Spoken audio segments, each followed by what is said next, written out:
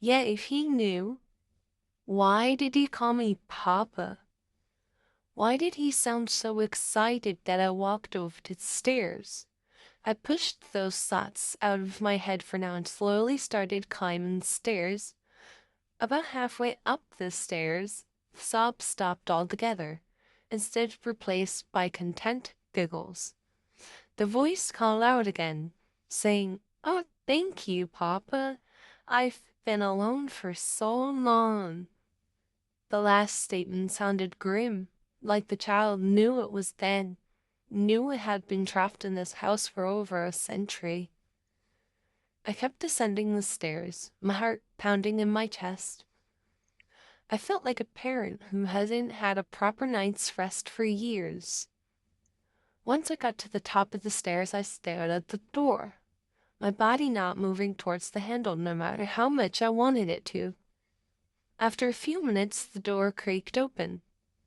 My breathing became quick, and my thoughts were running a mile a minute as I let out a shaky breath and finally stepped in the room.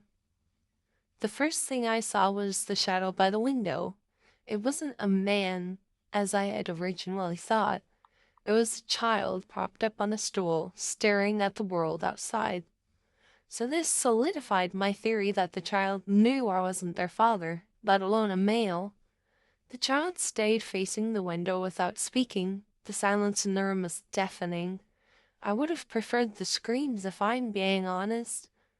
Suddenly the child raises an arm and points to a toy chest across the room, not looking away from the outside world.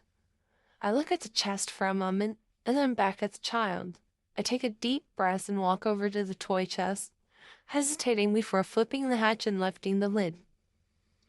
As soon as I saw what was inside the chest, my heart stopped altogether. Inside the chest was the body of a small child. It didn't have any clothes covering the rotting flesh. The mouth was cut into an ear-to-ear smile, and the eyes were in the body's hands. The child finally turned away from the window as soon as the lid was opened.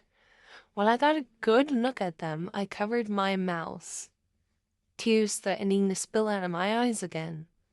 The child had empty eye sockets that leaked black liquid from them, and his mouth was in the same disturbing smile as the body's. I hesitantly walk over to the child, stopping a few feet away from them. The child spoke up, voice hoarse and weak, as if it hasn't been used in a long time. "My name is Richard Gray. This was my aunt's house. When I was around 3 years old, she spent the night at my papa's house. But before he woke up, she came to my bed and took me away. She kept me here for 4 years. Every night I had to listen to the sounds of men, grown men, that got used to the point of screaming out like I did whenever she would go down there, hoping someone would hear them and rescue them from this damned house." As the child was talking, all I could do was nod. As he talked, I started to wonder why he was telling me this, why he let me find him instead of the others that had came for me. The child, now identified as Richard, paused for a moment.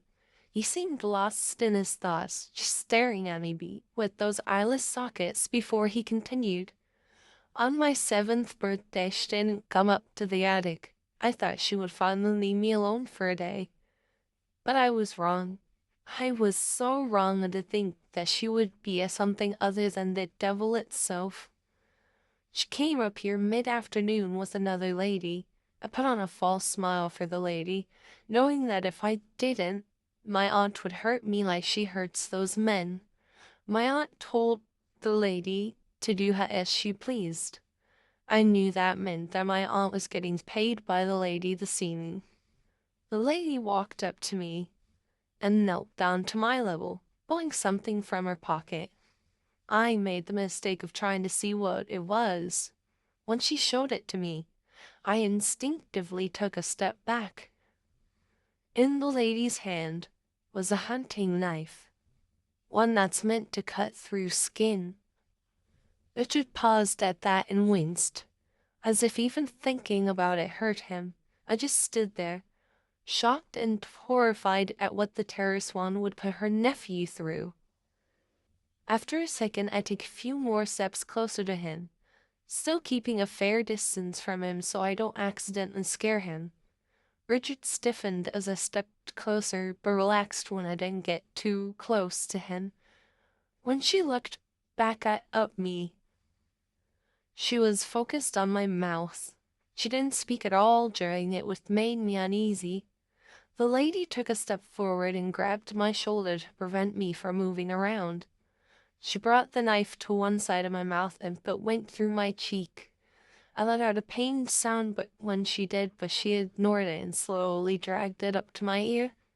By the time she did it to the other side of my mouth, I was crying. It hurt to talk, it hurt to breathe, and it hurt to move my mouth. The lady looked at me again, looked me in the eye, and smiled. The last thing I remember is her bringing the knife up to one of my eyes. When I woke up, I was in the toy chest, my clothes gone and my eyes in my hands. I moved, but my body stayed. That's when the realization hit me harder than a brick. I was dead.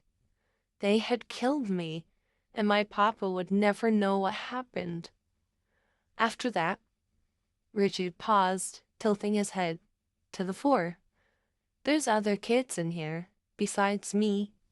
No one noticed they disappeared until all trace of them was gone. They're in the other toy chests around the room. That's why the house smells like a dead animal. I'm not saying any names until they themselves want to be introduced, but last I checked there was 8 of us. All of them being held for as long as I was. Then the lady would come, and she killed each of us in a different way.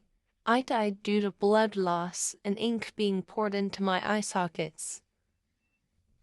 I looked at him, a look of sadness on my face. I had heard of other kids going missing before the terror swarm was caught.